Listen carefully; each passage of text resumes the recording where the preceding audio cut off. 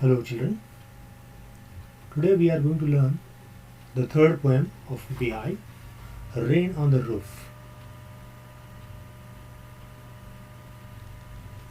We understand by the name of the poem, that is Rain on the Roof. What do we understand? We understand that this poem is about the rain, simply. The poet is telling us about the memories he has of the rain. Okay, the sound of raindrops falling on the roof of his house brings back sweet memories of the past. Means this, whatever is written in this poem, whatever is mentioned in this poem, is about rain, what he experienced, okay, during this time. He has mentioned here. Now we'll turn to the poem line wise. See, first paragraph. In this first few lines, what does the poet say? When the sky is covered with dark clouds and it starts raining, have you ever listened the patter of soft rain on the roof? What thoughts flashed through your mind as you heard this melody of nature? Read the poem to find out what the poet dreamed of while listening to the rain. Now here, you also can imagine yourself what in the way the poet imagined himself. Now we'll turn directly to the poem. We'll discuss about this poet also at the end of the poem. Now, first stanza. When the humid shadows hover over all the starry sphere, and the melancholy darkness gently weeps in the rainy tears, what a bliss to press the pillow of a cottage chamber bed and lie listening to the patter of the soft rain overhead. In the first stanza, when the humid shadow hover, humid means something which is full of what? Shadow hover here, which here, humid shadows means the clouds full of what? Water, and they are means the shadows hover, black. Here shadows, humid shadows means what? The black clouds hover, they are moving in the sky. The black clouds, generally black clouds means what? The clouds which are full of water. When the humid shadow hover, when the black clouds move in the sky, the clouds which are full of water, what happens? Over all the starry sphere. Over the starry sphere means in the sky. Okay, and the melancholy darkness gently weeps in the rainy tears. Here the poet wants to say is that when the sky is full of these clouds which are with moisture, are full of water and are about to bring rain. Okay, when such a clouds hover around in the sky, such a clouds move around in the sky, overall the starry sphere. In the sky means starry sphere. In the starry sphere refers to the sky at night time. Okay, which is full of stars. Starry sphere means the sky which is full of stars. And in this time, at night time, huge clouds which are full of moisture move around in the sky, and the sad darkness of the night is wiped off by the raindrops which seem like tears falling from the sky. As if in the darkness, because of sadness, the raindrops are falling down, as if it is somebody is crying, as if the raindrops are not raindrops, they are tears. What a bliss to praise a pillow. Now in next few lines, what does it say? What does the poet say? Here he says that the dark sky which seems to be very sad, and if it appears as if it is crying, the sky is crying and the raindrops are the tears shed by it. He adds something. He adds that it is like Abel Sinto. It is lie on the bed in his room. That is cottage chamber means here bedroom. Cottage chamber means what? Here bedroom. And listen to the sound made by raindrops falling on the roof. Here he just sleeps in the bed and listens the sound. Okay. Now the second stanza.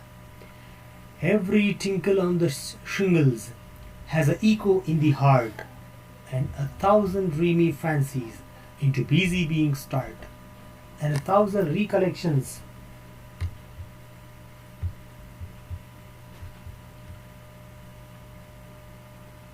and 1,000 recollections weave their air threads into woof. As I listen to the patter of the rain upon the roof. Here in this second stanza, we'll see some words now. Tinkle. Tinkle means short, light, ringing sound. Tinkle, a short, light, ringing sound. Shingles. Shingles means a rectangular wooden tiles used on roof. You might have seen in the on the roof rectangular wooden tiles. Okay, like there are tiles, those which are kept on the roofs. Echo. Echo means what? A repeated sound. If you shout something or if you scream something nearby a valley, and the sound comes back, it is a echo sound. Woof. Woof means weft. It is the thread woven across the loom. Patter. Patter means a sound of raindrops falling on the roof.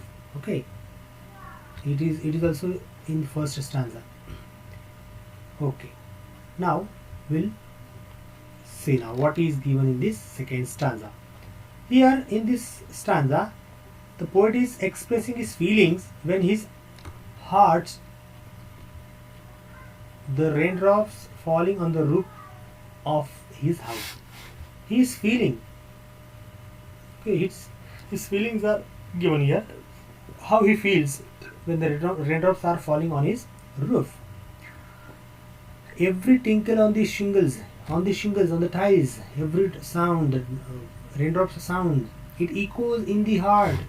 Where it echoes, where the sound is repeated, in his heart, in the poet's heart, and 1,000 dreamy fancies.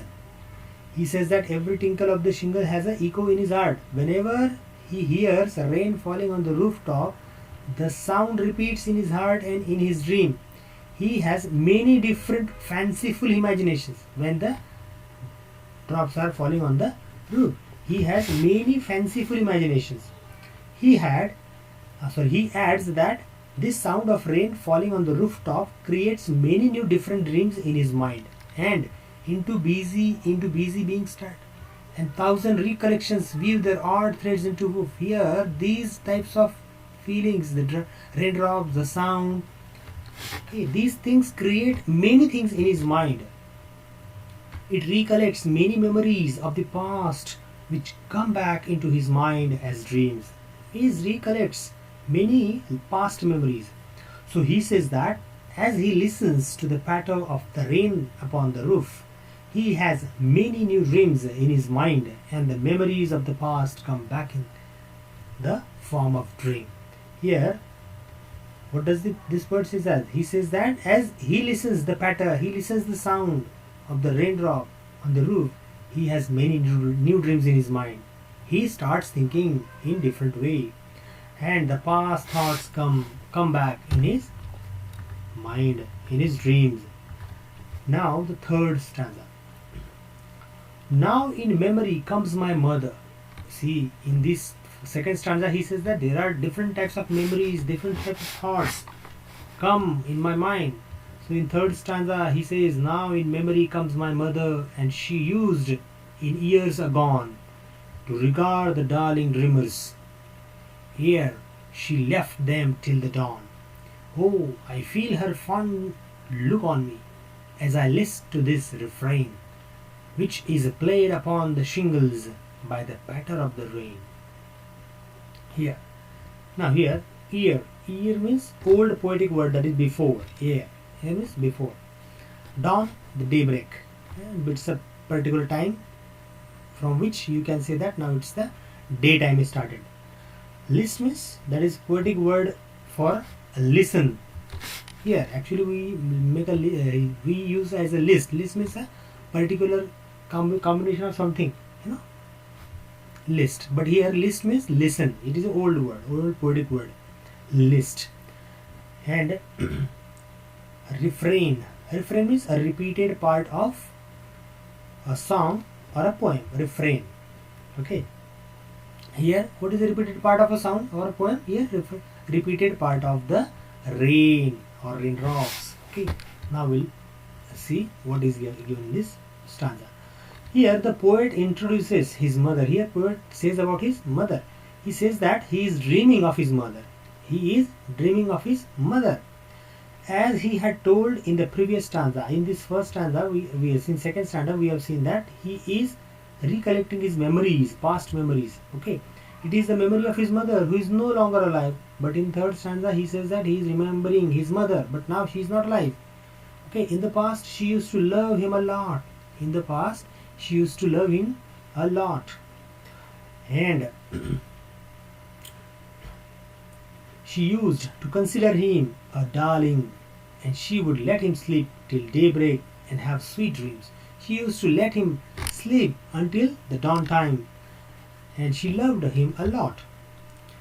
The poet can still feel that his mother, he still feels that his mother is looking at him as he listens to the song made by the raindrops falling in the roof, on the rooftop of his room. He can listen the song of his mother. He can listen his mother in the form of the sound which is falling on the sound of raindrops falling on the tiles or shingles on the roof. The sound of the rain makes him correlate his past with his present. The sound of these raindrops, it correlates him to whom? To the raindrops on the shingles of the raindrops on the shingles of his room.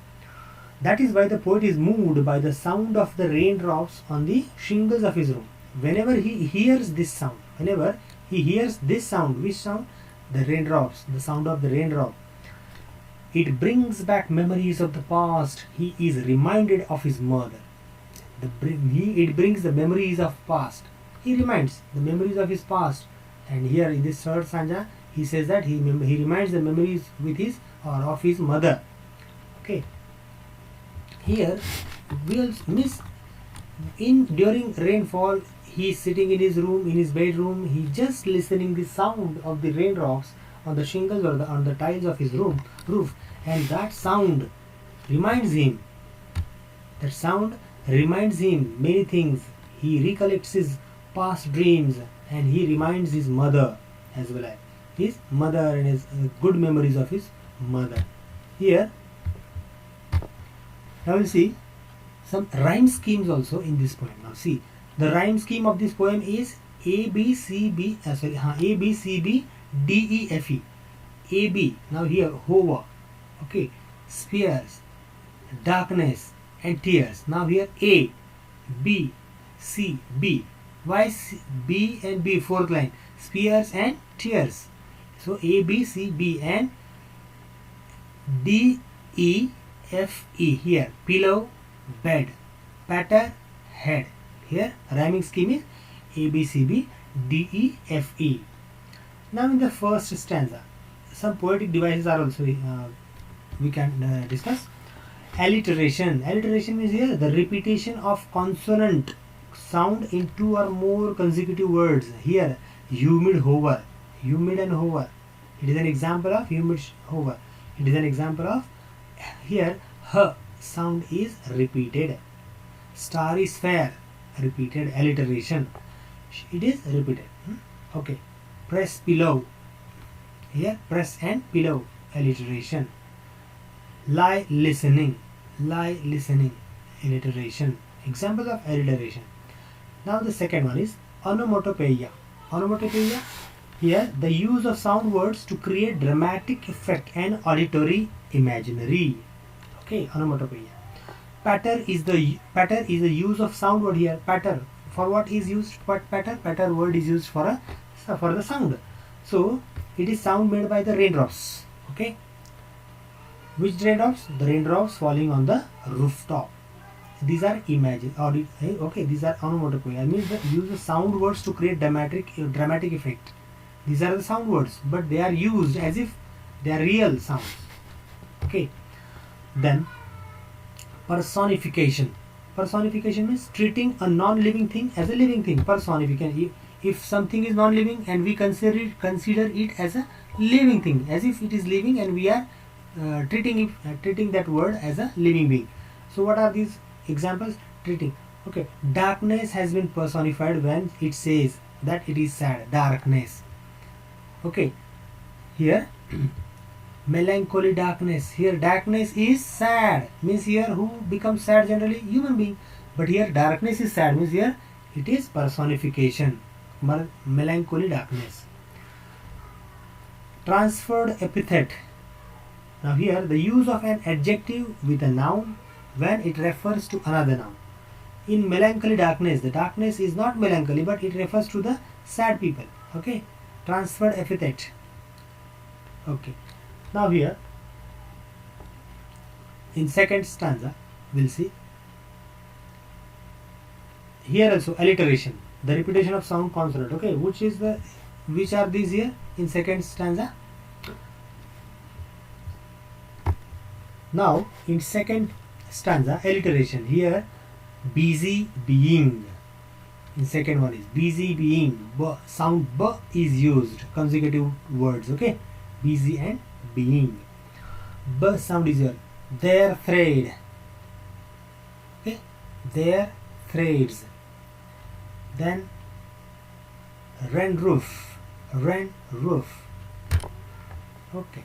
Now onomatopoeia, the use of sound words to create a dramatic effect and auditory imagery. Tinkle here. It is also used for a sound. Okay. Personification here. Example of personification here. Recollection is personified. How recollection is personified? When he says that they view dreams. Who view dreams? Recollections view dreams. That's why here it is used. It can be said that it is example of personification. Okay. Now here our poem comes to end. Its question answers are uploaded in our site. You may take help of the solutions, and if you have any doubt you can comment your answer, comment your question. Okay, bye.